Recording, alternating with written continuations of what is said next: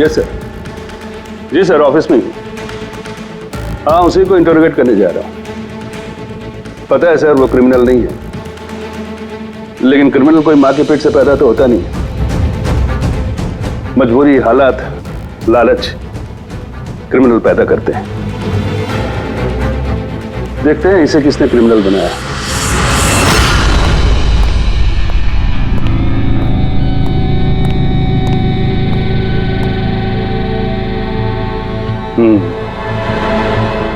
अब ये case CID नहीं, क्राइम ब्रांच को सौंप दिया गया है।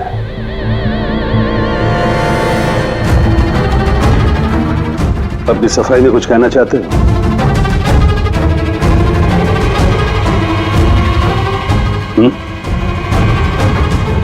मैं deputy commissioner of police Rajiv, बहुत सुना है तुम्हारे बारे में,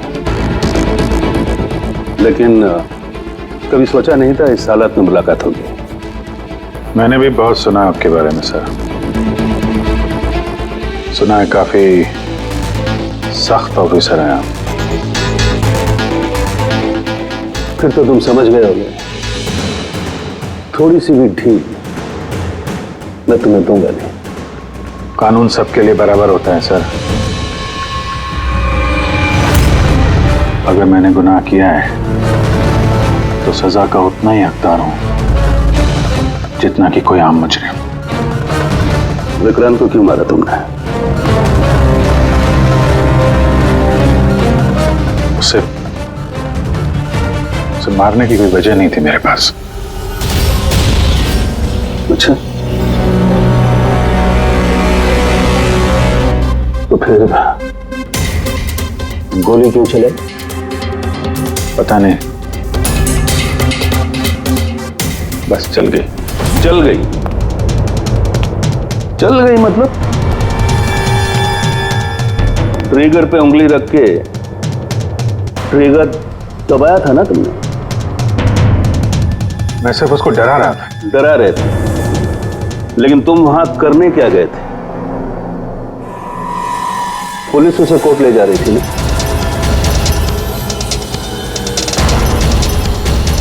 मेरे वहां होने की वजह जानने के लिए आपको सर मेरा और विक्रांत का इतिहास जानना होगा। बरसों से 36 का आंकड़ा चल रहा है हमारा। कई बार वो मेरे हाथ आते आते रह गया, लेकिन इस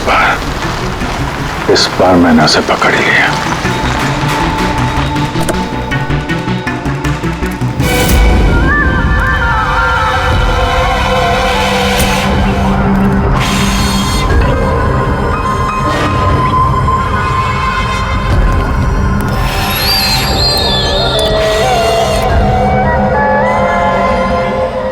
माल लाया? जी, आपने जितना बोला था उतना है।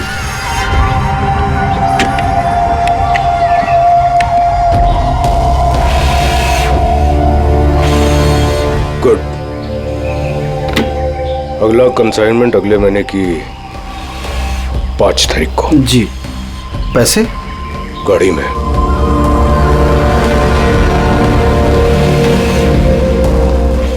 क्या बात है, इतना पसीना क्यों आ रहा है? पसीना? नहीं तो। जो स्कूल में तुझे एडमिशन नहीं मिला था ना, उस स्कूल का हेडमास्टर था मैं। क्या छुपा रहा है? नहीं, कुछ भी नहीं। ओह, तो ये बात है। किसने भेजा? सीआईडी को बुलाया तूने? विक्रांत को धोखा देना बहुत महंगा पड़ेगा तुझे।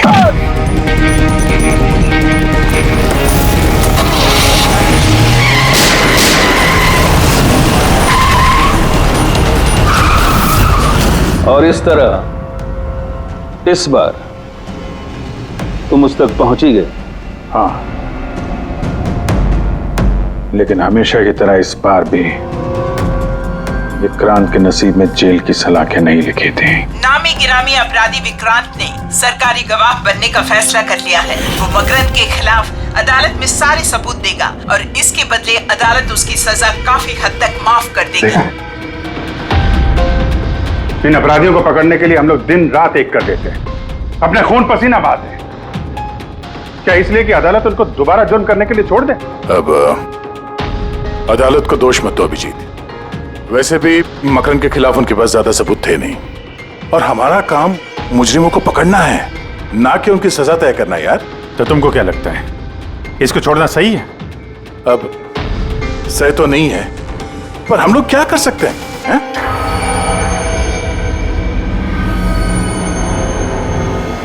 कर सकते हैं दया, बहुत कुछ कर सकते हैं। बहुत बड़े बड़े मुजरिम देखे हैं मैंने सर, पर ये विक्रांत कुछ अलग ही था। हर बार कुछ ना कुछ करके बच ही जाता। तो इस बार उसका बच निकलना तुम्हें मंजूर नहीं था, क्यों? यही बात है ना? ठीक समझा। इसलिए जब मुझे पता चला कि इस केस का इंचार्ज मेरा पुराना दोस्त मुरली है, तो विक्रांत से मिलना है मुझे। यार सिर्फ 10 मिनट। अभिजीत, तुम ये जानते हो कि ये मुमकिन नहीं है। This doesn't fit into any kind of protocol. मैं तुम्हें परमिशन नहीं दे सकता। परमिशन? वो आरती याद है तुम्हें?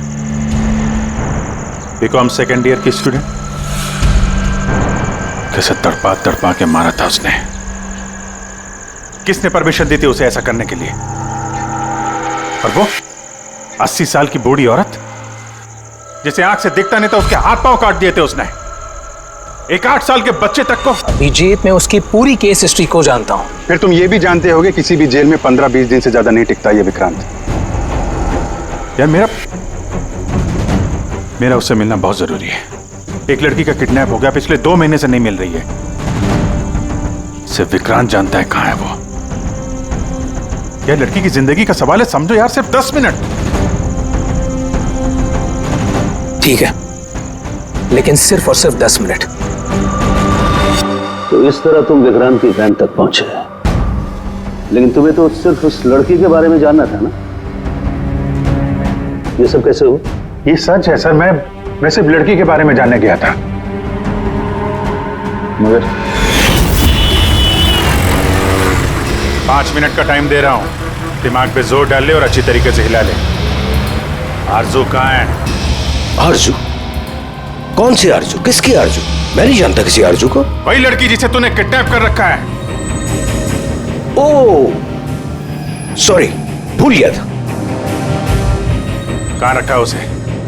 जानता है अभिजीत, पिछली बार भी मैंने एक लड़की को किडनैप किया था, फिर भूल गया था।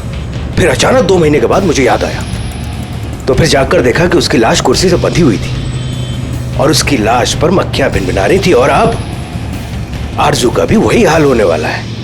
ऐसा कुछ नहीं होगा।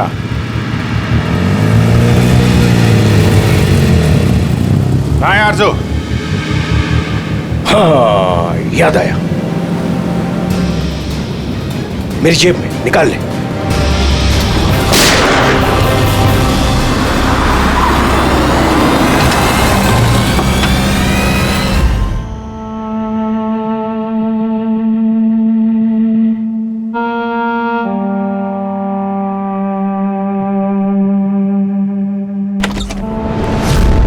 My God! Oh God!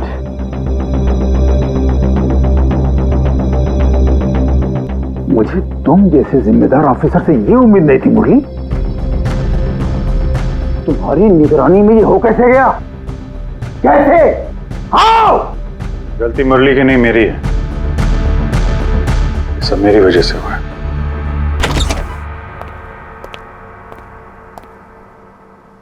वाह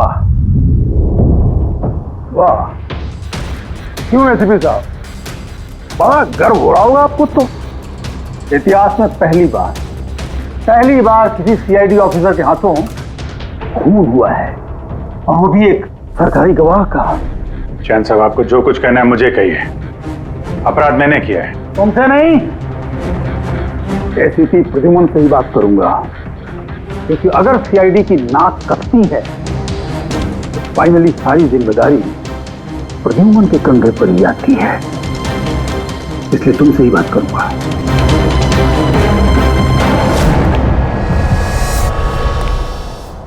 कैसे हुआ ये सब? पता नहीं सर कैसे हो गया। मैं तो सिर्फ उसे गन दिखा के डरा रहा था सर। गोली चलाने का कोई इरादा नहीं था सर मेरा। अच्छा। तो तुम सिर्फ गन दिखा रहे थे, हाँ? और गन अपने आप चल गई। तुम सीआईडी ऑफिसर हो या कोई नौसिखिए? I mean amateur shooter. मैं पहला सवाल, तुम वहां गए क्यों थे? जब कानून अपना काम कर रहा था तो तुमसे किसने कहा था बीच में टांग अड़ाने के लिए? जैन जी प्लीज, आप जरा शांति से बात कीजिए। अभिजीत एक सीआईडी ऑफिसर है, कोई राह चलता आदमी नहीं। देखो, अभिजीत मेरे लिए सिर्फ और सिर्फ एक मुजरिम है, मकरंद की तरह। हाँ, वैसे कितने रुपए लिए तुमने मकरंद से विक्रांत को मारने के लिए?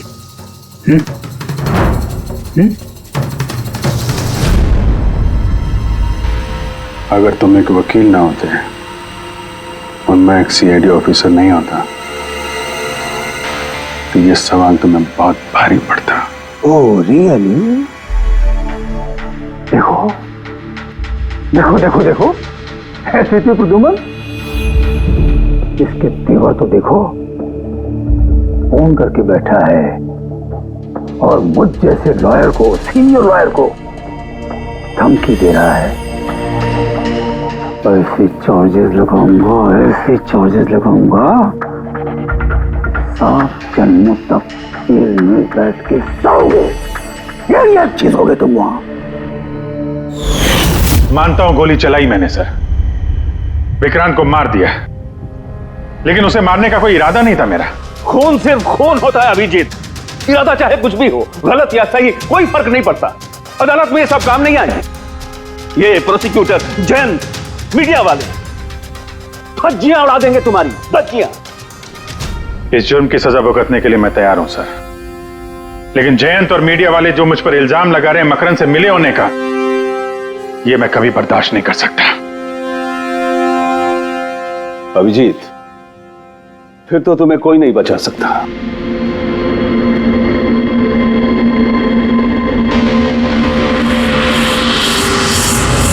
सारे सबूत और गवाह अभिजीत के खिलाफ है। यानी कोई उम्मीद नहीं है सर? कैसे उम्मीद है? अभिजीत ने खुद कन्फेस किया है कि गोली उसी ने चलाई।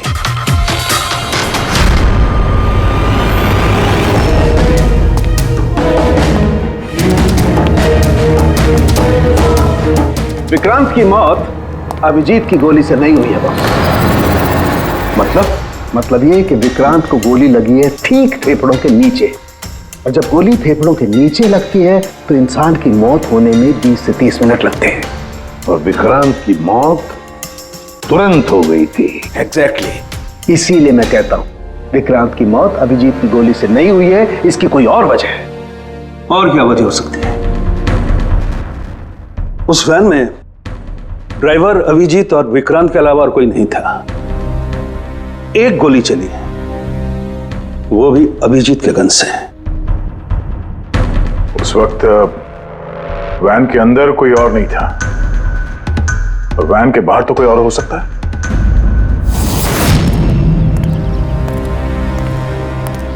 अभिजीत, उस वक्त गाड़ी के बाहर कोई था जिस वक्त गोली चली? नहीं, एक्चुअली पता नहीं, क्योंकि मेरा पूरा ध्यान तो विक्रांत पे था। अभिजीत, ठीक से याद करके बताओ, गोली चलने से पहले क्या हुआ था? कुछ अजीब हुआ था? कुछ भी? गोली चलने से पहले मैं विक्रांत से बात कर रहा था और हाँ, अचानक वैन को झटका लगा। गाड़ी हिल गई और विक्रांत भी थोड़ा गिर गया और मेरा भी संतुलन बिगड़ गया और गोली चल गई। एक मिनट, झटका लगा। किस तरह का झटका? जैसे सड़क पे अचानक से कोई गड्ढा आ गया, पूरी वैन हिल गई। लेकिन यहाँ तो सड़क बिल्कुल ठीक है, दूर दूर तक कहीं कोई स्पीड ब्रेकर भी नहीं है, स्मूथ। यहाँ गड्ढा कैसे आ सकता है? हाँ साहब, झटका लगा था। मेरी पूरी वैन यूं दाईं तरफ मुड़ गई।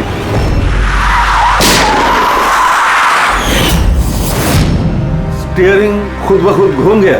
हाँ साहब। ये कैसे हो सकता है? साहब ये तो मुझे भी पता नहीं चला कैसे हो गया। इससे पहले कि मैं वैन को संभाल पाता, पीछे से गोली चलने की आवाज आ गई।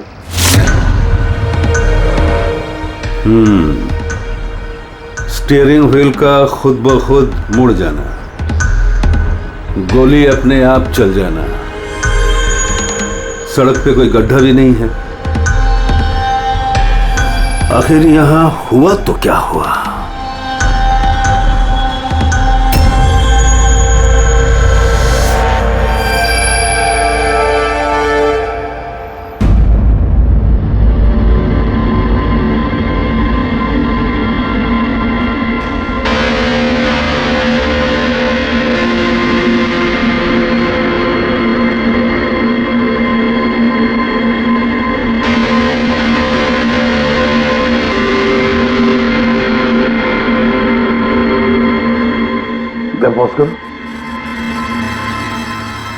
ये देखो, जब ये हादसा हुआ तो ये काली एसयूवी, ये काली गाड़ी उस वैन के बगल में से पास हुई।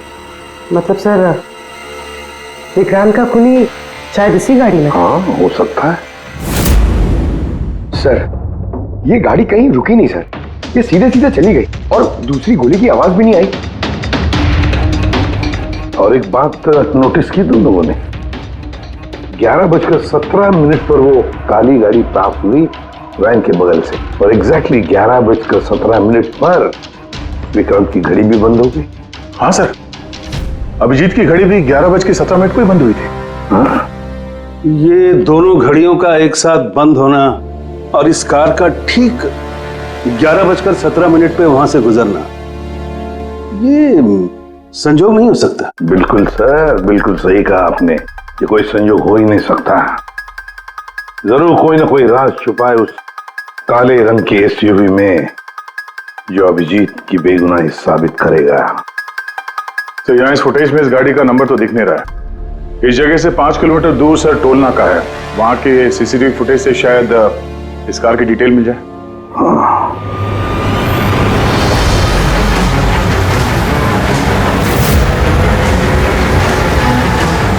अगर वो गाड़ी टोल नाका से गुजरी ही नहीं तो यहीं कहीं आसपास होनी चाहिए, इसी इलाके में। सर, वो देखिए, काले रंग की कार।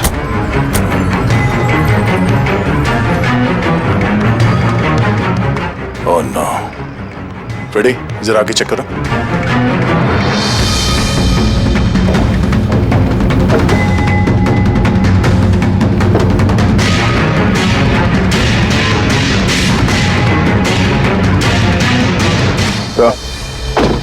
ये वही काली एसयूवी है, जला दी गई है। मतलब गाड़ी में ऐसा जरूर कुछ था जो खूनी मिटाना चाहता था। सर, ना तो नंबर प्लेट दिख रही है और ना ही चेसी नंबर, सारे सबूत मिटा दिए मुजरिम ने।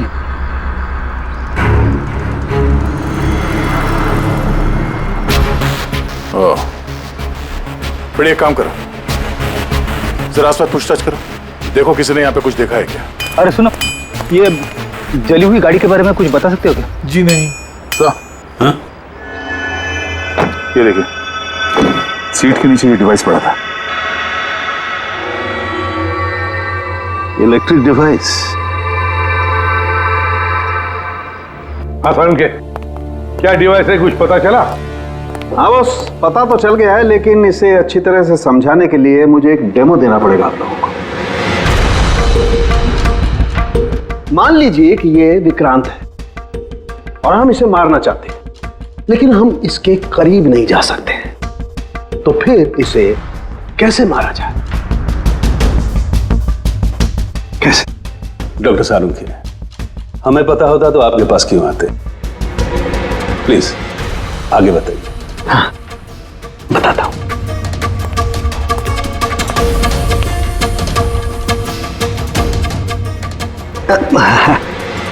आप थोड़ा पीछे हट जाइए प्लीज।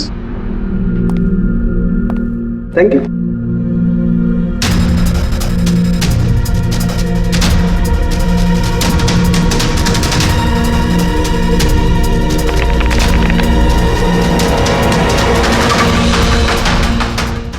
देखा आपने? बॉस, बिना नजदीक जाए इसे ऐसे मारा जा सकता है। ये आपने किया कैसे सर? तो फिर जैसे ही हमें इस डिवाइस के बारे में पता चला, हमने विक्रांत के पुराने मेडिकल रिपोर्ट्स मंगवाए जेल में से। ये स्कैन 2 महीने पुराना है और ये वाला स्कैन ये हमने कल रात को लिया उसके मरने के बाद।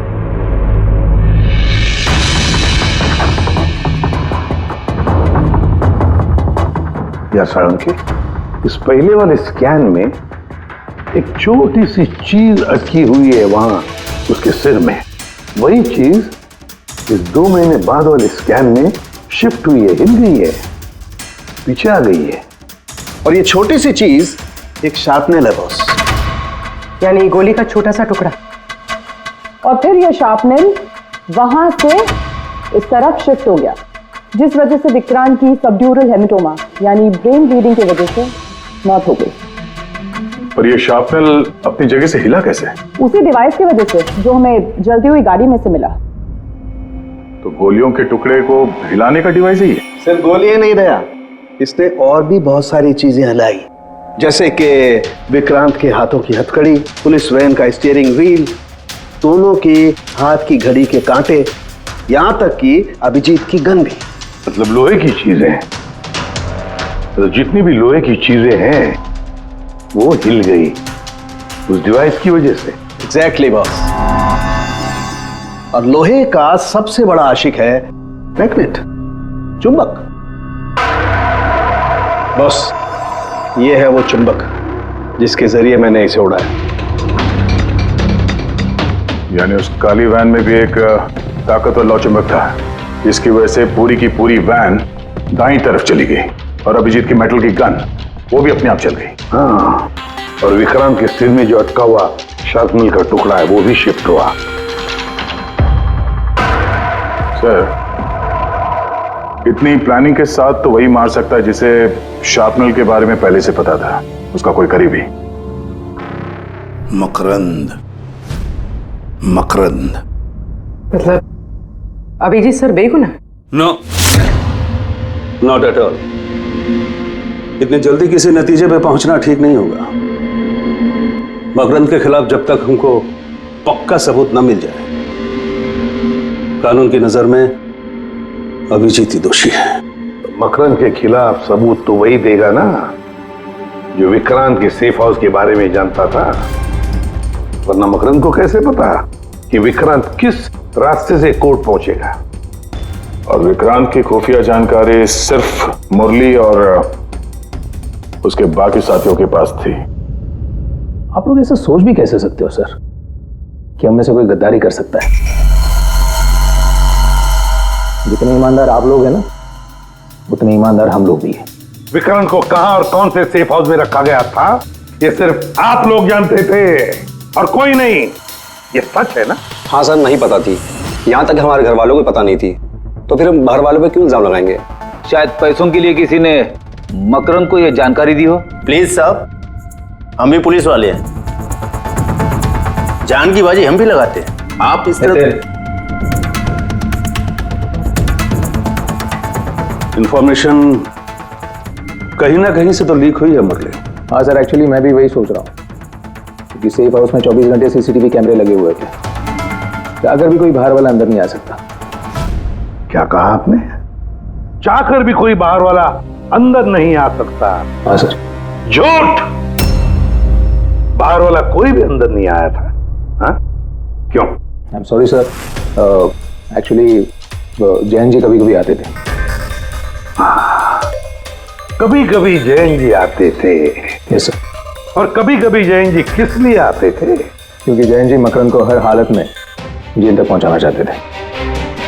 अच्छा, तो कहीं ये जयंती वो गद्दार तो नहीं है?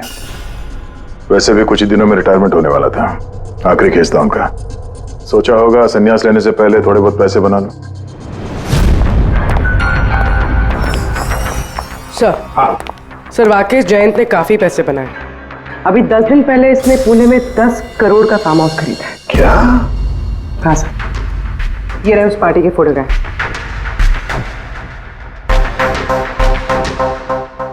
एक मिनट, माय गॉड, दया पहचाना इसे? हाँ सर, ये तो जोगी है, मकरंद का खास चेला। जोगी, मकरंद का खास चेला, और वो भी जयंत की पार्टी में।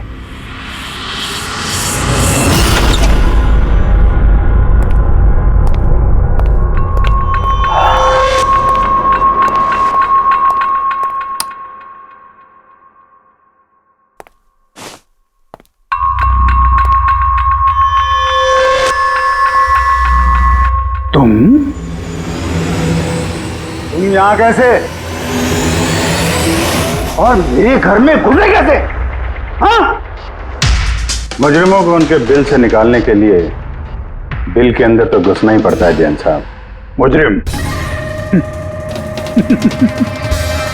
मुजरिम मैं हूं या तुम? मैं?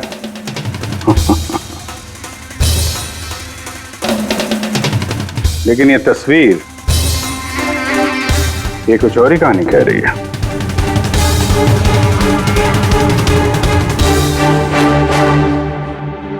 नो, आई डोंट नो, मैं नहीं जानता इसको। नहीं जानते? कमाल है, बहुत भोलेपन का नाटक कर रहे हो जैन साहब। मकरंद के पैसों से ये फार्म हाउस खरीद लिया और अब उसके चेले जोगी को पहचानने से भी इनकार कर रहे हो। What nonsense! कौन जोगी? कैसा जोगी? मैं किसी जोगी वोगी को नहीं जानता। अगर नहीं जानते तो ये जोगी तुम्हारी पार्टी में क्या कर रहा था? देखो, मेरी पार्टी में 400 से ज्यादा लोग आए थे। अब मैं हर एक को तो नहीं पहचानता ना। और रहा सवाल मेरे फार्म हाउस का, तो मेरी जिंदगी भर की खून पसीने की कमाई है, समझे?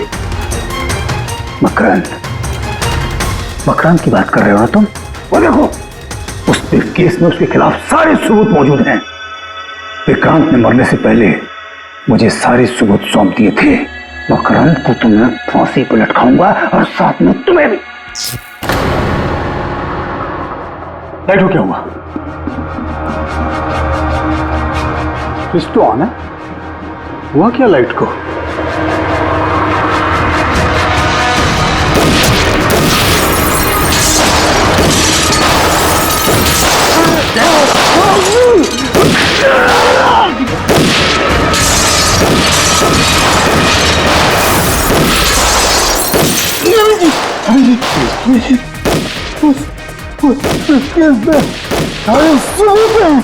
वो मकान के हाथ नहीं आना चाहिए। जैन जी,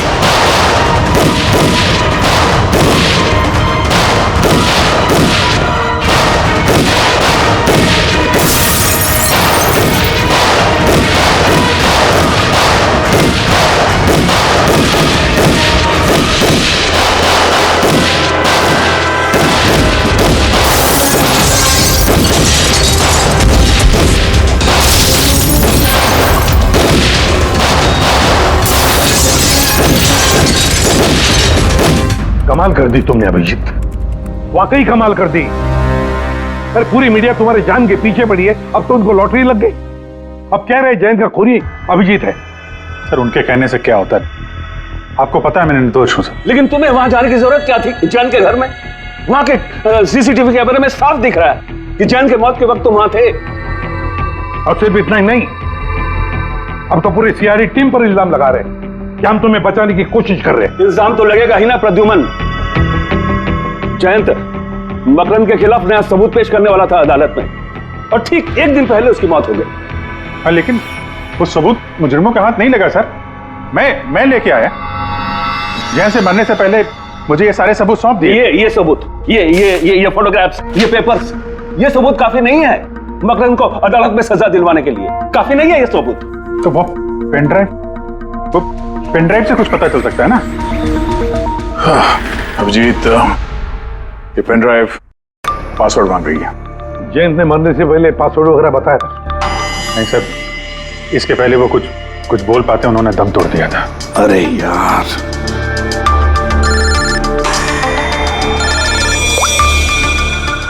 हेलो, हाँ पूर्वी।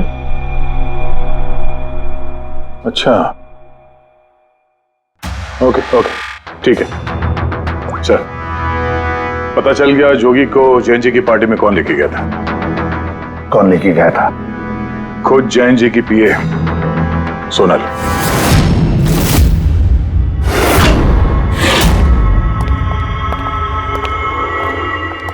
सर ये सब?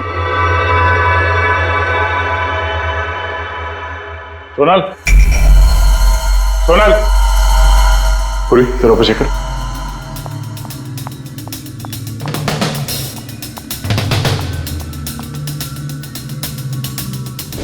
Sonal,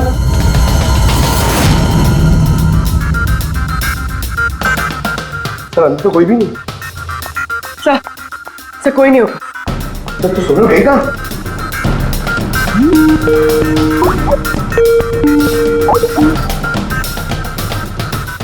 video call.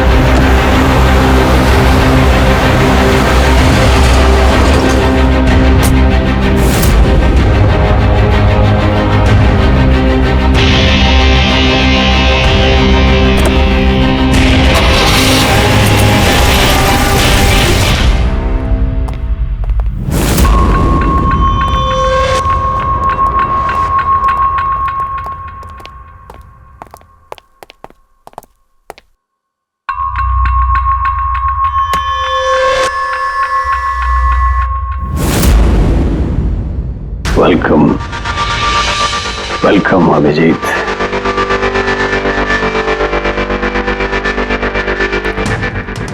मकरंद के आशियाने में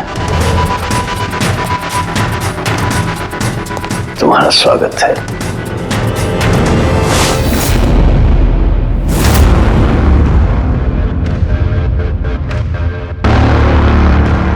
सबूत इधर है बॉस।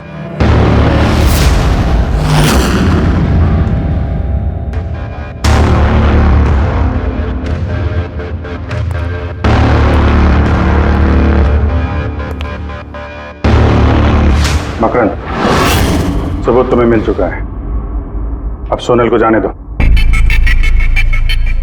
यस। वैसे भी वो कहते हैं ना कि मरने वाले की अंतिम इच्छा अधूरी नहीं रहनी चाहिए। सोनल को बुलाओ।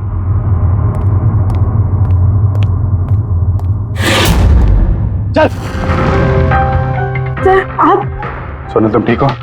हाँ सर मैं ठीक हूँ। तुम जाओ यहाँ से। लेकिन सर आप? मेरी चिंता मत करो, तुम निकलो, जाओ।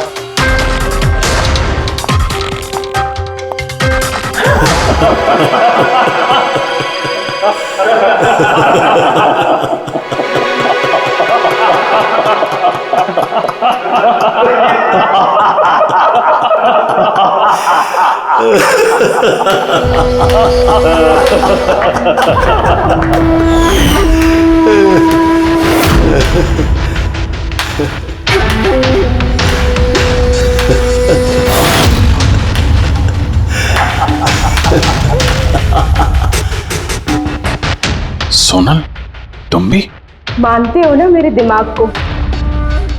तुम सीआईडी वालों को भी मैंने चकमा दे दिया।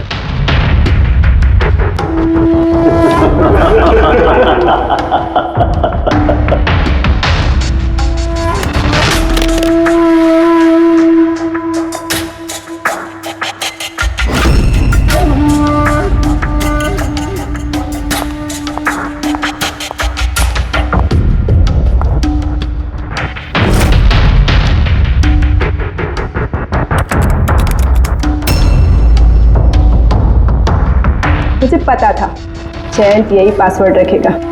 मकरम will die. Now, stop conversation. Start the operation.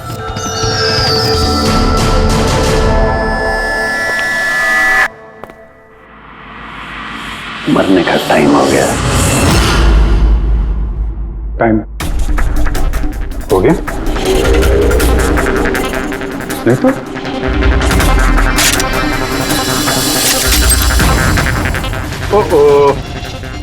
Magnet, तुम लोगों को क्या लगा चुंबक को हथियार बनाना सिर्फ तुम लोगों को आता है?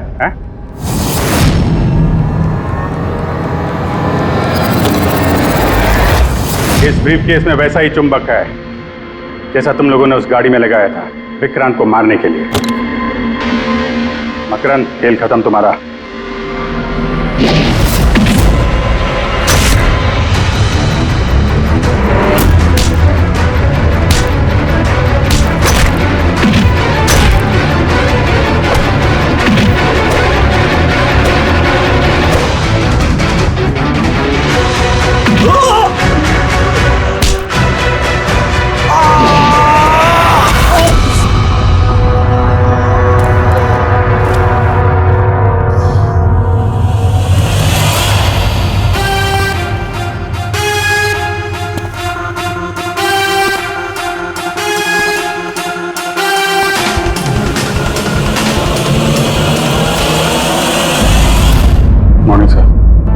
कॉन्ग्रेचुलेशन अभिजीत, फाइनली तुम पर लगे सारे इल्जाम आज धुल ही गए और एक बार फिर उसी गर्व के साथ तुम सीआईडी की ड्यूटी ज्वाइन कर सकते हो। Thank you sir. सर, हमने आरजू को बचा लिया सर।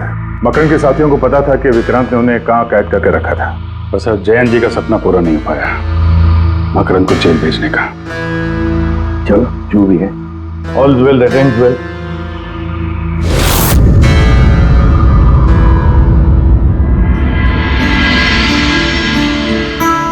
संभालो अपनी अमानत को।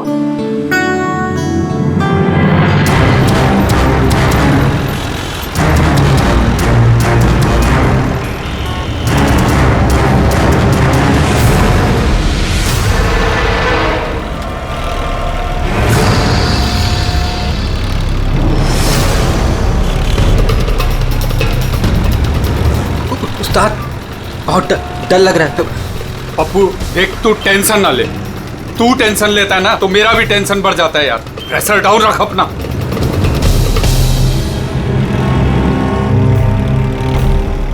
उस्ताद, अपन जा कहाँ रहे हैं? पप्पू देख, जुबान को लगाम दे और चुपचाप बैठे रहे। सही पहुंचेंगे हम।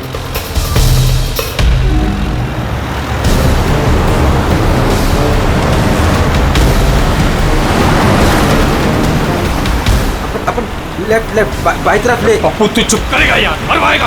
तेल पानी चेक किया तू, अपना काम किया तूने।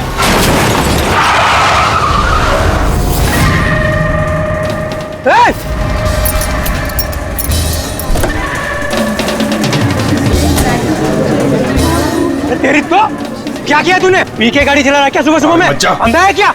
दिखा नहीं? ये अंदर बैठ के क्या देख रहा है मुझे? बाहर निकल, निकल। ये देख क्या किया तूने? ये क्या किया?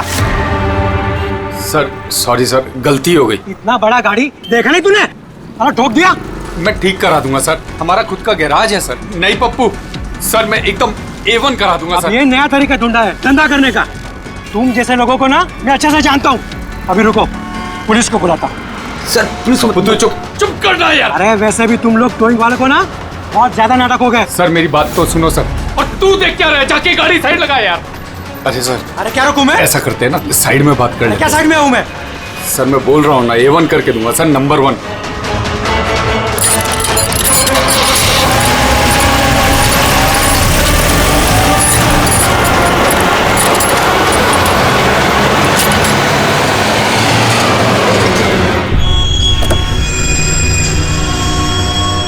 बोलो, अभी क्या बात कर रही है? सर मैं आपको जुबान देता हूँ सर, आप मेरे गैराज आ जाओ, मेरा लड़का एकदम नंबर 1 करके देगा आपको गाड़ी।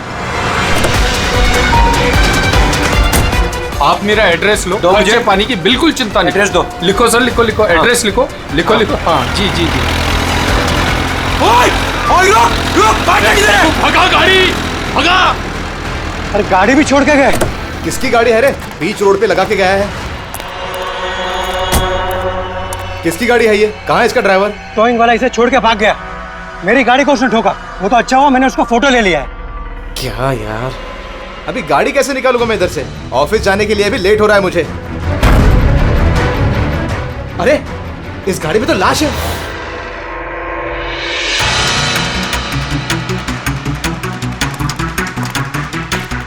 अगर जरूरत पड़े तो हम आपको इन्वेस्टिगेशन के लिए फिर से बुलाएंगे। ठीक है।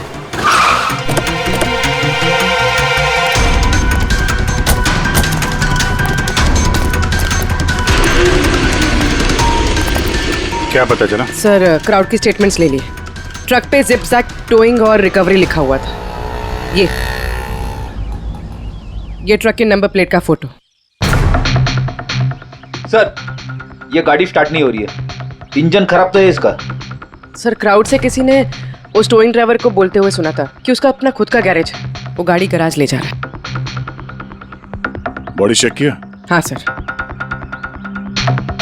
सर सिर पे एक, सर आप कहें तो फॉरेन एम्बेसीज में इसकी फोटो भेज देते हैं, शायद कोई आइडेंटिफिकेशन मिल जाए। इसमें बहुत टाइम लगेगा पूर्वी। एक काम करते हैं, बॉडी को फॉरेंसिक लैब भिजवाते हैं और वो टोइंग वैन वाला और इस गाड़ी का जो ओनर है उसका पता लगाते हैं। जो गाड़ी वो टोइंग वाले छोड़ के भागे थे, उस गाड़ी के मालिक का पता चल गया। कोई हिरन नाम का आदमी है। बात हुई उससे? हाँ सर, बोल रहा था कि उसकी गाड़ी कल रात और आज सुबह के बीच चोरी हो गई थी। उसने आज सुबह लोकल पुलिस स्टेशन में रिपोर्ट भी लिखवाई है। अब मैंने चेक कर लिया। जब गाड़ी वहां मिली तब वो कहां पर था? ऑफिस में। सर मैंने आई विटनेस से बात कर ली है, शायद वो सच बोल रहा होगा। और वो टोइंग ट्रक वाला, उसके बारे में क्या पता चला? अरे सर उसका लाइसेंस नंबर और नाम दोनों नकली है। जिप जैप नाम की कोई कंपनी है ही नहीं। शायद उसने किसी और नाम से रजिस्टर की हो। एक काम करो, यहाँ पे जितने भी टोइंग कंपनीज हैं उन सब की पूरी डिटेल्स निकलवाओ।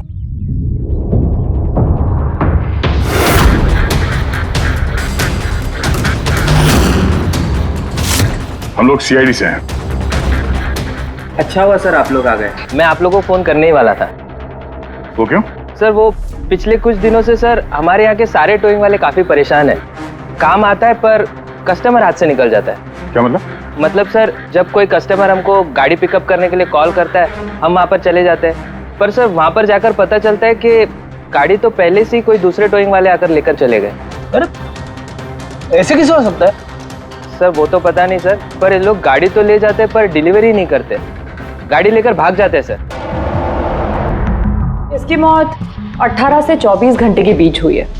बॉडी अभी तक अकड़ी नहीं है। तो इस बात का अंदाजा तो दया ने लगा ही लिया था। कुछ और पता चला हो तो बताइए। भाई साहब एक तो किस्मत बहुत अच्छी है तुम्हारी कि तुम्हारे साथ डॉक्टर सालुक है, और दूसरा ये देखो। ये क्या?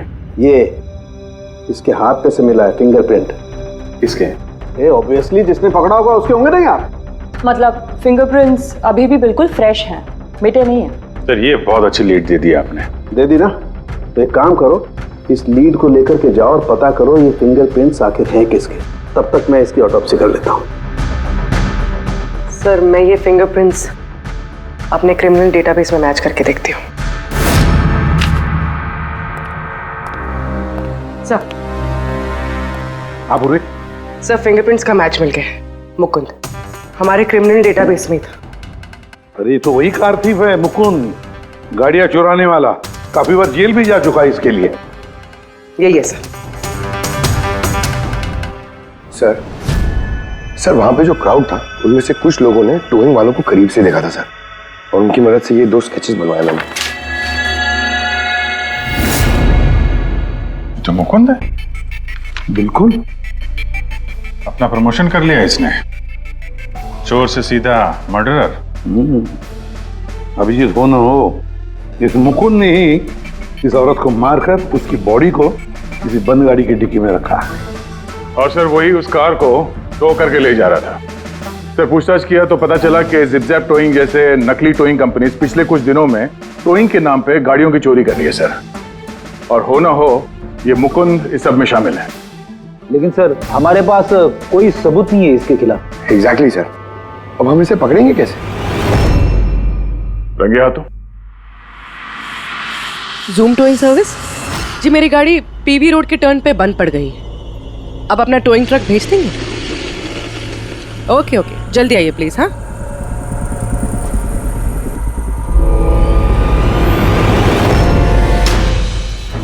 अभी आज इतना बड़ा कांड किया इस मुकुंद ने, इतनी जल्दी दोबारा आएगा क्यों नहीं? वही तो पता चलेगा कि वो कहीं पे बैठ के आराम कर रहा है और हम लोग यहाँ धूप में बैठे बैठे उसका इंतजार कर रहे हैं। रिलैक्स फ्रेडी, वो आएगा जरूर। लालच इंसान को आराम करने नहीं देती। अब देखना यह है कि पूर्वी की गाड़ी को टो करने के लिए आता कौन है, जूम टोइंग सर्विस या Mukund.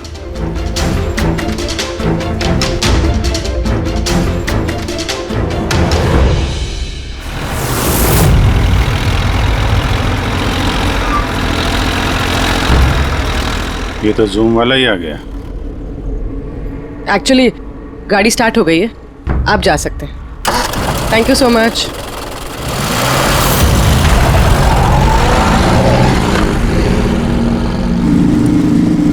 Hello, GM towing service?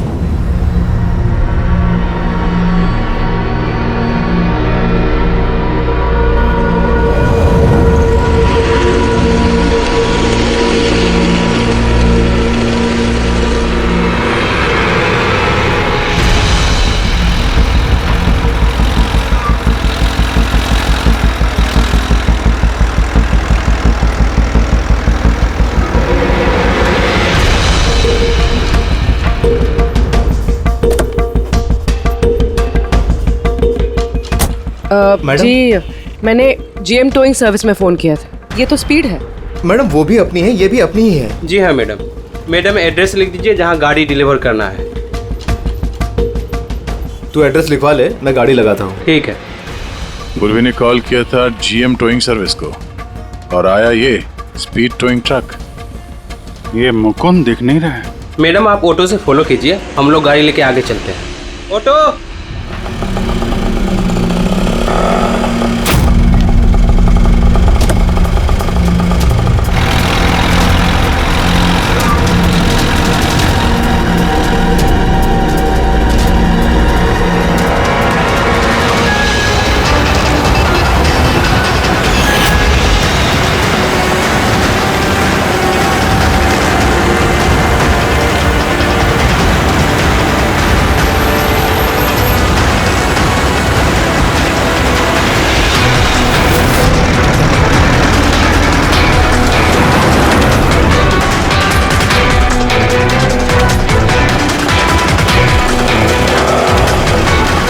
क्या हुआ? पता नहीं मैडम, ये गाड़ी क्यों बंद हो गई?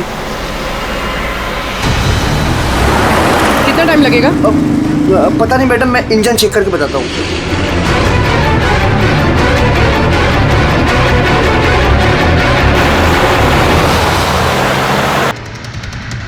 अब मैडम वो गाड़ी के इंजन में कुछ प्रॉब्लम हो गया, तो थोड़ा टाइम लगेगा, तो आपको दूसरा ऑटो करवा दूँ? दूसरा ऑटो क्यों? मैं तुम्हें सरकारी गाड़ी में लेके चलती हूँ। अरे मैडम मैंने क्या किया? चल मैडम।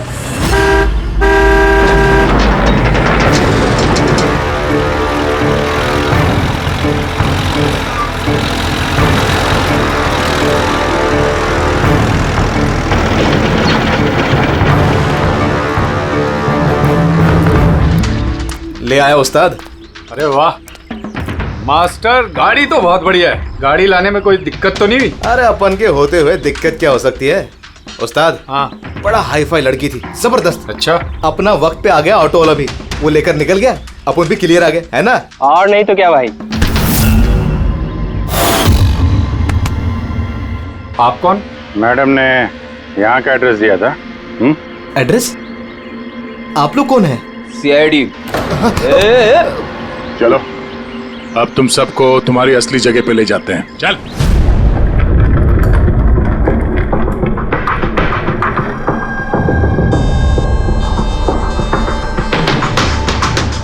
मुकुंद,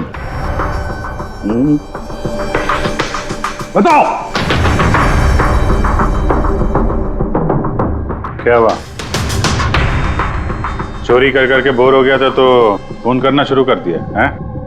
बहुत खेल लिया पकड़ा पकड़ी। अब ये बता कि वो लड़की कौन थी और तूने उसको क्यों मारा? सर मैंने उसको नहीं मारा। सर मैं मानता हूं मैं चोर हूं, लेकिन मैं किसी का खून नहीं करूंगा। झूठ बोलता है। तुम्हारी उंगलियों के निशान कैसे आए उसके बॉडी पर? सर मैं सच कह रहा हूं सर, मैंने उसका खून नहीं किया। सर जब वो लड़की मुझे मिली वो तो पहले से ही मरी हुई थी। क्या कहा? पहले से ही मरी हुई थी? हाँ सर, मैं सच कह रहा हूँ सर, मेरा तो कार चोरी का छोटा सा बिजनेस है बस। हाँ, छोटा सा बिजनेस है, उसका हिसाब किताब हम बाद में कर लेंगे। मेरा मतलब है आसपास जितने भी टोइंग वाले हैं ना, मैंने उनका फोन नंबर टैप कर रखा है और जैसे ही उनको किसी भी कस्टमर का फोन आता है ना, मुझे पता चल जाता है।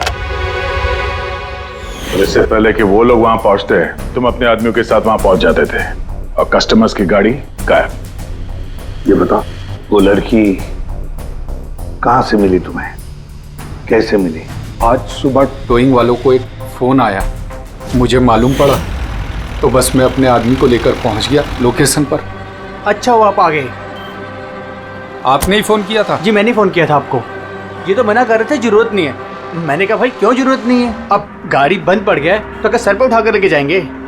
भाई साहब बेचारे का गाड़ी रोड पे रुक गया है। हमने तो बहुत ट्राई किया धक्का मार के स्टार्ट करने की, लेकिन स्टार्ट ही नहीं हुआ। आप बात कर लीजिए, टो करके कहाँ छोड़ना है? सब गाड़ी का डिलीवरी करानी है। आप अपना एड्रेस लिख दो, हम लोग छुड़वा देंगे।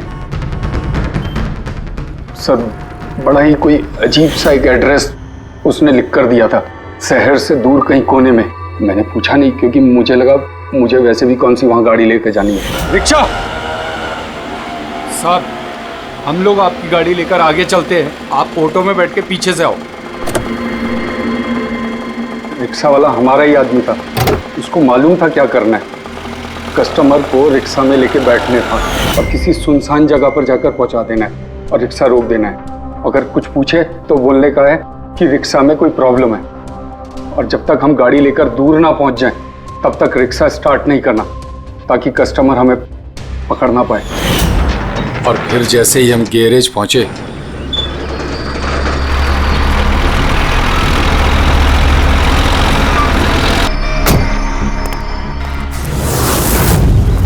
क्या बात है उस्ताद, क्या जबरदस्त माल लेकर आए हो। गाड़ी तो मास्टर मक्खन है, गाड़ी के अंजर पंजर करो अलग, किसी को पता नहीं चलना चाहिए भाई। उस्ताद जी कौन है? अबे क्या हुआ पप्पू?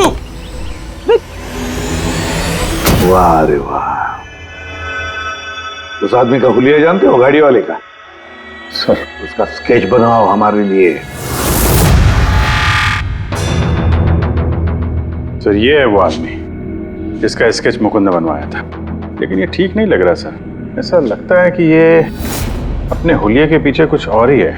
इसकी दाढ़ी नकली लग रही है सर। मुकुंद, टोइंग कंपनी से मिला मुकुंद और ये उसका पार्टनर पप्पू, और मुकुंद से मिला ये दाढ़ी वाला जो गाड़ी चला रहा था। और ये बेचारी लड़की कौन है, ये कौन है? मैं बताता हूं बॉस, ये लड़की कौन है। कौन? इसका नाम है एना पाओलो और इस लड़की के बारे में बहुत ही खास जानकारी मिली है। पढ़ेगा? हाँ। ये बॉस, ये इस लड़की के पैरों का एक्सरे है और इसकी उंगलियों को जरा गौर से देखो। नो ऑफेंस सर, ये थोड़ी टेढ़ी मेढ़ी नहीं है? एग्जैक्टली, इसकी टोज डिफॉर्म्ड है और मेडिकल टर्मिनोलॉजी में इसे बनियंस कहते हैं। और ये बुनियंस होते क्यों हैं? भैया बहुत ही टाइट नुकीले जूते पहनने की वजह से, ऐसे जूते जिसमें उंगलियों को जरा भी जगह नहीं मिलती और उंगलियां एक दूसरे पर चढ़कर सिकुड़ जाती हैं, दब जाती हैं। पैरों का अंगूठा बाकी उंगलियों को दबा देता है, जिसकी वजह से अंगूठे का जॉइंट यानी मेटाटार्सोफेरेनियल जॉइंट इस तरह से टेढ़ा हो जाता है। ऐसी क्या मजबूरी है सर कि ये शूज पहनना कंपलसरी है? प्रोफेशनल मजबूरी, अपने काम की मजबूरी की वजह से। जैसे कि बैले डांसर्स को ऐसे ही जूते पहनने पड़ते हैं, उन्हें अपनी टोज पर ही डांस करना होता है। बैले डांसर, तो अंगूठे पे हद से ज्यादा प्रेशर पड़ने की वजह से ऐसा होता है। एग्जैक्टली दया। और एक बैले डांसर को कम से कम 5-6 घंटे तो ऐसे जूते पहनने ही पड़ते हैं, इसीलिए बैले डांसर्स में ये बनियन काफी कॉमन होता है। शायद ये ऐना भी बैले डांसर थी। ऑटोप्सी में और क्या मिला? चीक इम्प्लांट्स। अब ये नया क्या है? कॉस्मेटिक सर्जरी का एक हिस्सा होता है, ज़्यादातर सेलिब्रिटीज इसे इस्तेमाल करते हैं। अगर किसी को अपने किसी बॉडी पार्ट को एनहांस करना होता है, थोड़ा बड़ा या प्रोमिनेंट दिखाना होता है अच्छा दिखने के लिए, तो वो उस हिस्से में ऐसा इम्प्लांट डालते हैं, कुछ भी, जैसे चीक्स, चिन, हिप्स, कोई भी पार्ट। मतलब उसने अपने गालों में इम्प्लांट किया था? हाँ ब्रेडी, और इसी इम्प्लांट की वजह से मुझे इस लड़की की जानकारी मिली। बॉस, हर इम्प्लांट में एक खास सीरियल नंबर होता है, और जब मैंने इस लड़की के इम्प्लांट का सीरियल नंबर पता किया और जानकारी की, तो इसका नंबर जाकर के मिला रशिया में, मॉस्को में। वहां पर एक प्लास्टिक सर्जन कुद्रेसोव से इसने अपना इम्प्लांट करवाया था। उन्होंने मुझे कुछ और भी जानकारी दी। ये देखिए सर, ये इमेज है चीक इम्प्लांट के पहले का, और ये वाला इम्प्लांट के बाद का। और बॉस, एक खास बात, हर पेशेंट को अपने इम्प्लांट के लिए कम से कम साल में एक बार अपने प्लास्टिक सर्जन से जरूर मिलना पड़ता है। और हैरानी की बात यह है कि ये लड़की है ना, अपने सर्जन से पिछले 5 साल में एक बार भी नहीं मिली। अच्छा अभिजीत, अगर ये है ना पिछले 5 सालों से अपने डॉक्टर से मिली ही नहीं रशिया में, तो इसका एक ही मतलब हो सकता है कि हैना इंडिया में ही थी। और अगर हैना पिछले 5 सालों से इंडिया में थी, तो फिर वो जरूर किसी ना किसी वीजा पर यहाँ आई थी। अभिजीत, फॉरेन रीजनल रजिस्ट्रेशन में से जाकर पता लगा कि हैना कौन से वीजा पर यहाँ आई थी। स्टूडेंट वीजा पे, टूरिस्ट वीजा पे, डिप्लोमेटिक वीजा पे, या और कौन से वीजा पे। और ये भी पता लगा कि क्या उसने रेसिडेंसी के लिए रिक्वेस्ट भी किया था क्या, है ना? सर। हाँ पूरी। सर, मैंने आना पावलोव के नाम से इंटरनेट सर्च किया तो भर के आर्टिकल्स आ गए। मोस्टली सारे आर्टिकल्स 4-5 साल पुराने। आर्टिकल्स? क्या लिखा क्या है आर्टिकल में? सर, लिखा है कि ऐना मॉस्को की फेमस बैले डांसर थी, जिसकी मौत अपनी ही गाड़ी में आग लगने से हो गई। क्या? सर ऐसा कैसे हो सकता है? वो तो यहाँ घूम रही थी। नहीं अभिजीत, बहुत बड़ी गड़बड़ है ये, गड़बड़ है। सर, पुलिस को ऐना की जली हुई गाड़ी से उसके बोन्स मिले, और पुलिस ने उसके बॉयफ्रेंड को भी अरेस्ट किया था मर्डर चार्जेस पे। ऐना को उसके बॉयफ्रेंड ने मारा था? हाँ सर, उसका बॉयफ्रेंड रशियन माफिया से मिला हुआ था। पुलिस काफी सालों से उसके पीछे पड़ी थी, लेकिन उन्हें कोई सबूत नहीं मिल रहा था। लेकिन इस केस में उन्हें सबूत भी मिल गया। सर, ऐना की गाड़ी में आग लगना, उसका एक्सीडेंट होना उसके बॉयफ्रेंड का प्लान था। पुलिस ने उसे उसकी पूरी गैंग के साथ अरेस्ट किया। ऐसा हो ही नहीं सकता सर, ऐना की लाश तो हमारे पास है यहाँ पे। सर, एक इंसान 2 बार कैसे मर सकता है? वही तो 2 बार कैसे मर सकता है? नहीं, ये 5 साल पहले जो हैना की मौत हुई है ना, यहीं पर गड़बड़ है, बहुत बड़ी गड़बड़ है ये। इस रशियन कॉन्सुलेट से पता लगाना पड़ेगा कि हैना इंडिया आई कब और कैसे। ऐना पावलोव का बॉयफ्रेंड रशियन माफिया से मिला हुआ था। ऐना ने अपने बॉयफ्रेंड के खिलाफ सारे सबूत पुलिस को दे दिए थे। ऐना की जान को खतरा था, इसलिए पुलिस ने ऐना के मर्डर का झूठी खबर मीडिया में फैला दी और उसको रशिया से बाहर भेज दिया, एक नई पहचान और नए नाम के साथ, नटालिया। तो ऐना यहाँ पे नटालिया बन के रह रही थी। नटालिया इंडिया 5 साल पहले आई थी और वो यहाँ फिल्मों में बैकग्राउंड डांसर का काम कर रही है। कर रही थी। मैं जितना जानता हूँ उतना आपको बता चुका हूँ। Thank you. इस नटालिया का एड्रेस होगा आपके पास? हाँ पंकज, क्या पता चला नटालिया के एड्रेस पे? सर, नतालिया तो उस घर से 2 साल पहले ही निकल गई थी, कहीं दूसरी जगह जाके रह रही थी। 2 साल पहले ही निकल गई वहां से? किस एड्रेस पे? सर, उसने दूसरा एड्रेस तो किसी को भी नहीं दिया। अरे यार, अब वो जहाँ पे काम करती थी उसके बारे में कुछ पता चला? सर, हर फॉरेन आर्टिस्ट का एक एजेंट होता है। ऐना का एजेंट मुरली कुमार था सर। रशिया और यूक्रेन से जितने भी बैकग्राउंड डांसर्स इंडिया आते हैं, वो मोस्टली मुरली लेकर आता है। अरे ठीक है यार, उसका एड्रेस मिला क्या ये बताओ? हाँ सर, उसके ऑफिस का एड्रेस अभी आपको भेजता हूँ। हाँ वो एड्रेस फटाफट भेजो। ओके। व्हाट? ओ गॉड, कब हुआ ये? करीब 24 घंटे पहले। This is shocking. लेकिन नतालिया को क्यों मारेगा कोई? She was such a nice girl. मेरे साथ 5 साल से काम कर रही है वो। She is one of my best dancers. आपसे उसने कभी कोई बात की थी अपनी किसी परेशानी के बारे में? नहीं, ऐसा कुछ नहीं, लेकिन पिछले 2 हफ्तों से काफी परेशान दिख रही थी वो। मेरे कुछ डांसर्स अभी हैदराबाद गए शूट के लिए और नतालिया ने उस शूट से जाने से भी इनकार कर दिया। आई डोंट नो व्हाई, क्योंकि नॉर्मली नतालिया काम से ना नहीं करती। इतने सालों से नतालिया यहाँ पे थी तो किसी से तो अपनी प्रॉब्लम शेयर करती होगी, कोई करीबी, कोई दोस्त। उसकी रूममेट सोफिया, काफी अच्छे दोस्त हैं वो, शायद उसे कुछ पता होगा। आपने और कुछ नोटिस किया पिछले कुछ दिनों में? कुछ दिन पहले मुझे गोवा से एक फोन आया था एक आदमी का, काफी हेवी रशियन एक्सेंट था उसका।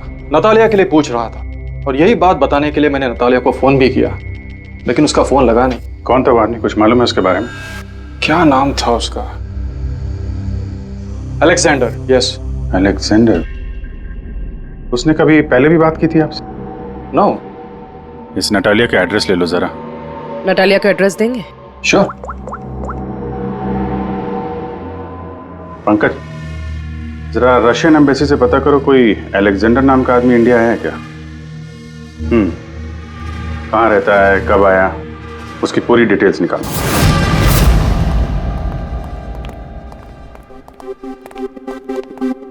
सही है। इतने सारे न्यूज़पेपर, तो काफी दिनों से कोई घर पे था नहीं। सर 5 पेपर्स हैं। 5 दिन? तो मरने से 4-5 दिन पहले ये नतालिया घर में थी नहीं, कहाँ थी? सर हो सकता है वो अलेक्जेंडर और उसके रशियन बॉयफ्रेंड के डर से कहीं जाकर छुप गई हो। देखते हैं।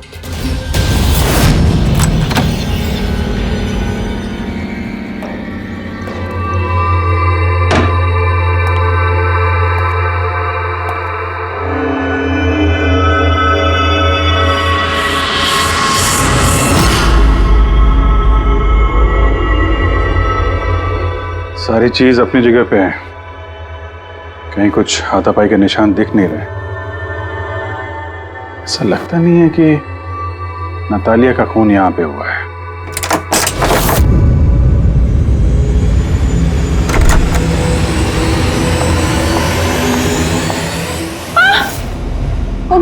Calm down, calm down. Ma'am, we from CID. Are you Sophia? Yes. Natalia से आखिरी बार आप कब मिली थी? 5 दिन पहले मैं हैदराबाद जा रही थी फॉर शूटिंग। और ये नतालिया नहीं गई, right? Yes. I don't know why she was very upset. मैं शायद बॉयफ्रेंड के साथ प्रॉब्लम्स। मैं उसका मूड बनाने के लिए उसके लिए बोर्श भी कुक किया। बोर्श? क्या है ये? What is this? East European dish. It's very famous in Russia. Like soup. We put in this carrot, beetroot, potato, spinach. Very tasty. Natalia का फेवरेट था। बेचारे लड़की। और रशिया में भी खुश नहीं थी और इंडिया में भी अनहैप्पी। आपको उसकी पास्ट लाइफ के बारे में कुछ पता है? थोड़ा थोड़ा। वो बहुत नहीं बोलती थी अपने बारे। आई थिंक कि उसका बॉयफ्रेंड भी उसको भी नहीं पता होगा। बॉयफ्रेंड? ये बॉयफ्रेंड कौन है, कुछ आइडिया है आपका? यस, लक्ष्य, बिग मैन। बट नतालिया बहुत अपसेट होती थी उसके साथ हमेशा। क्यों? वो दोनों लड़ाई, फाइटिंग ऑलवेज। नतालिया लक्ष्य को बोलती थी डिवोर्स लेने के लिए और लक्ष्य हमेशा बोलता था हाँ हाँ, बट हमेशा झूठ ही बोलता था। ये आपके सामने ये लोग लड़ते थे? कभी लड़ते हुए देखा इनको? नो, बट नतालिया और लक्ष्य की वाइफ को देखा था। ये हैदराबाद जाने से पहले 1 day बिफोर हम शूटिंग पे थे और लक्ष्य की वाईफाई थी और सेट पे नतालिया को बहुत गाली दी, बहुत shouting and big fight, very bad. I see. ये लक्ष्य का एड्रेस है आपके पास? नतालिया के साथ अफेयर को कितना टाइम हो गया? तो करीब 1 साल हो गया और सर हम दोनों डाइवोर्स भी ले रहे हैं। सर रिसेंटली मैंने एक दूसरा बंगला भी खरीदा है। हाँ, देखती हूँ कितने दिन रह पाता उस 2 टके की डांसर के साथ। 6 दिन पहले आपका नटालिया से कुछ झगड़ा हुआ था? जी हुआ था, और उस टाइम मुझे बुरा भी लग रहा था कि मुझे उससे झगड़ा नहीं करना चाहिए था। मैंने अच्छा नहीं किया, लेकिन मैंने बहुत अच्छा करा उसकी बेइज्जती करके। जो औरत मेरी जिंदगी बर्बाद करेगी, मैं उसकी जिंदगी नहीं बर्बाद करूंगी क्या? तुम्हारा इरादा क्या है दूसरों की लाइफ बर्बाद करने के सिवा? एक मिनट। कल रात नतालिया का खून हो गया, समझे? आखिरी बार कब बात हुई थी उससे?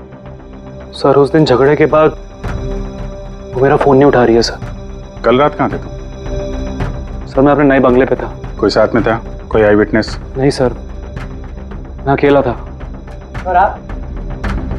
मैं भी घर पे ही थी, अकेले। हाँ पंकज, अलेक्जेंडर मुंबई आ रहा है। कितने बजे?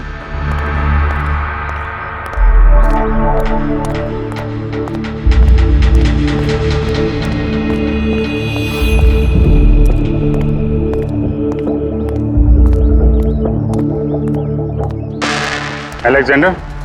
Yes. CID. Okay. How do you know Natalia? Why are you looking for her? You work for Russian mafia? Why did you kill her? What? Anna मर गई? हिंदी बोला? Very sad. I'm a police officer, Russian Police Department. This is my ID. अलग-अलग language में learn करना, उसमें बात करना, it's part of my job. But Anna, कैसे और कब? 24 घंटे पहले एना का कोई रशियन बॉयफ्रेंड था, कुछ जानते हैं उसके बारे में आप? Yes, एना का केस मैं ही हैंडल कर रहा था। एना को नटालिया नाम मैंने ही दिया था। उसकी सेफ्टी के लिए कंटिन्यूस उसके साथ था। आई सी। आपको हमारे साथ ब्यूरो चलना पड़ेगा। एना पाउलो, 6 दिन पहले लक्ष्य की बीवी के साथ उसका झगड़ा हुआ। 5 दिन पहले उसने सोफिया के साथ कुछ खाना खाया और शाम को अलेक्जेंडर से मिली, और फिर 1 दिन पहले उसकी मौत हो गई। अब पता लगाना ये है कि बीच की जो 5 दिन है, वो 5 दिनों में वो कहां थी। ना उसे किसी ने देखा, ना वो किससे मिली। सर शायद खूनी ने उसे किडनैप कर लिया होगा। एना के फोन रिकॉर्ड चेक किए? हाँ सर 5 दिन पहले ना एना ने किसी को कॉल किया, ना उसे किसी का कॉल आया। आखिरी लोकेशन भी ट्रेस नहीं हुई। सर 5 दिन पहले की लोकेशन उसके घर के पास के टावर की है। ये कैसे हो सकता है? किसी से तो मिली होगी, किसी से तो बात की होगी, खाना वाना तो खाया होगा।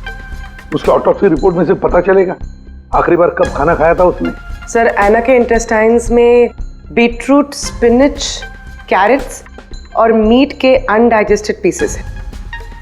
वो तो 5 दिन पहले खाया था सोफिया के साथ। मतलब 5 दिन से एना ने खाना ही नहीं खाया? हाँ फ्रेडी, पिछले 5 दिन से एना ने खाना ही नहीं खाया, क्योंकि 5 दिन पहले एना की मौत हो गई थी। आखिरी बार किस किस से बात की उसने फोन पर? सोफिया, मुरली और अलेक्जेंडर से। और आखिरी बार? सर अलेक्जेंडर से। अलेक्जेंडर? क्या क्या बात हुई एना के साथ अलेक्जेंडर? या मैं एना के घर मिला था। मैंने उसको बोला था कि तुम्हारी अब लाइफ डेंजर नहीं है, तुम रशिया वापस जा सकते हो। Really? Yes. I'm free. Yeah. मैंने फिर से बोला उसको कि तुम मेरे साथ चलो रशिया। तो फिर एना ने तुम्हें फोन किया? या किया था। उस टाइम मैं एयरपोर्ट पे था, मुझे गोवा जाना था। क्या बोला उसने? She was happy, something कोई गिफ्ट है, I don't know, but कह रही थी कि मुझे वापस रशिया जाना है। कैसा gift? I don't know. She said, "Can I call you?" But she did not call me.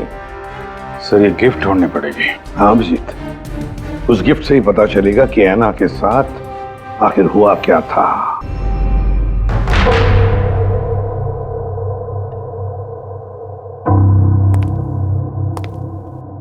आपने कुछ अलग देखा?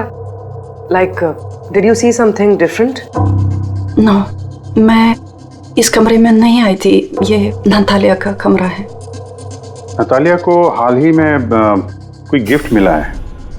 उस गिफ्ट के बारे में कुछ आपको मालूम है? नहीं। अभिजीत, गिफ्ट बॉक्स तो है लेकिन खाली है, कुछ नहीं अंदर।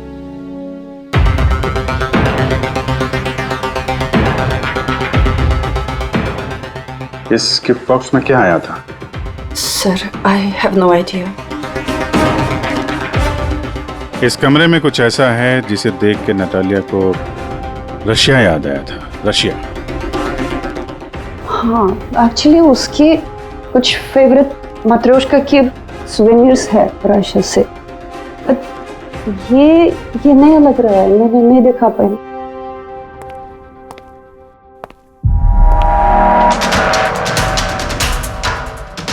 ये नया है?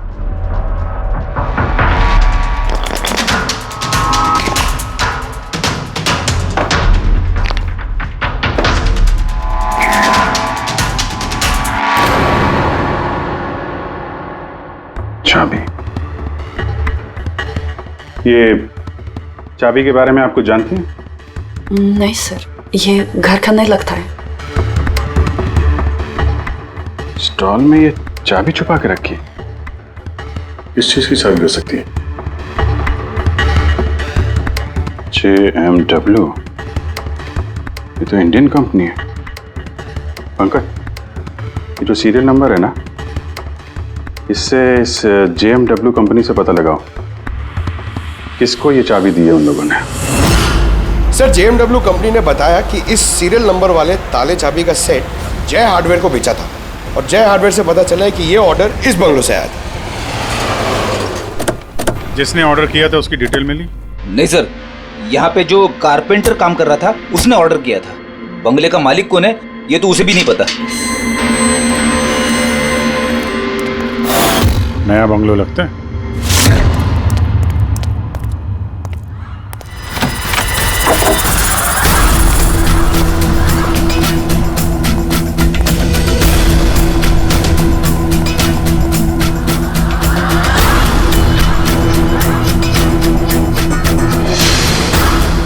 काफी प्यार से घर बनाया है। पूरा घर छान मारो, देखो क्या मिलता है।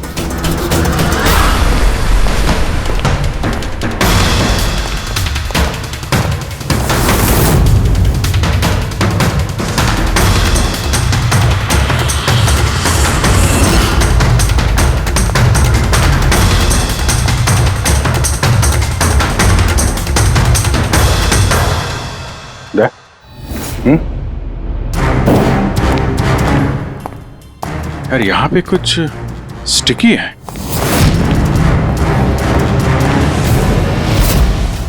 सर, बाथरूम में कोई है, मालिक ही होगा। इंतजार करो उसका, वहीं पे रहो, बाहर भागने ना पाए वो।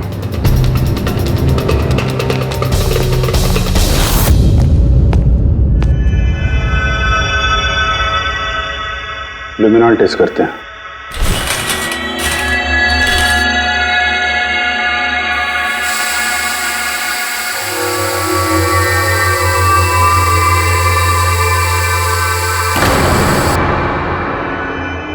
माय गॉड,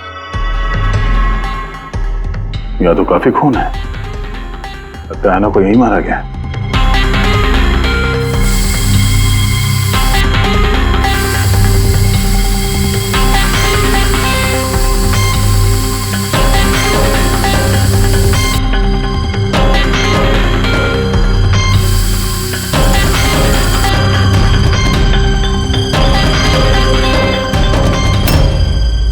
सर, ये ट्रेन तो फ्रिज की तरफ जा रहा है।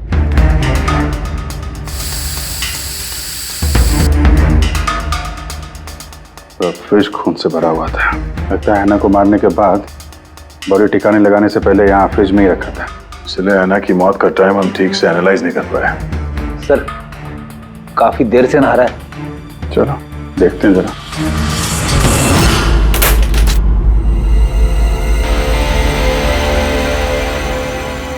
ठीक से नहा ली? कहीं खून तो नहीं रह गया? नतालिया शादी करके घर बसाना चाहती थी, खुद का घर लेना चाहती थी। मैंने सोचा अगर लक से पहले अगर मैं उसे ये सारे आयशो आराम दे दूं, शायद वो मेरी हो जाए। इसीलिए ये घर खरीदा मैंने उसके लिए। It was a gift. और घर की चाबी एक रशियन डॉल के अंदर डाल के उसके दरवाजे के बाहर छोड़ दी। हाँ, उस रात मैंने उसे अपने घर बुलाया। मत जाओ, डोंट गो प्लीज। क्यों? तालिया, ये घर तुम्हारा है, तुम्हारे लिए खरीदा है मैंने। A gift from me to you. Not really, yeah. But why? Natalia, I love you. Will you marry me? Stop, say it, please. You're like my father, Jesse ho.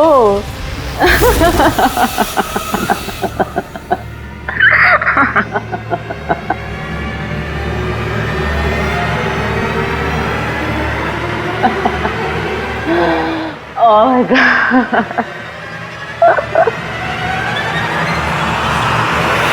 प्यार करता था मैं उससे, लेकिन तुम अपने गुस्से पे कंट्रोल नहीं कर पाए। फ्रिज में डाला ताकि आसपास में किसी को बदबू ना आए। फिर 5 दिन बाद हमारी शूटिंग्स के कॉस्ट्यूम बॉक्स में से नकली दाढ़ी मूछ निकाली और अपना हुलिया बदला। फिर किसी लोकल चोर को पैसे देकर एक गाड़ी खुलवाई और नतालिया की लाश को उसकी डिक्की में डाला। सोचा बॉडी शहर से कहीं दूर ले जाकर डंप कर दूंगा और किसी को पता तक नहीं चलेगा।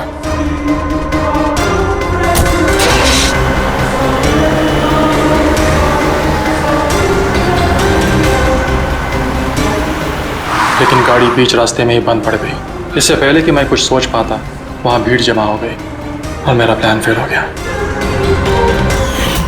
मुरली, प्यार जबरदस्ती से नहीं होता। वजह चाहे कुछ भी हो, पर गुनाह तो तुमने किया है और उसकी सजा भी भुगतनी पड़ेगी।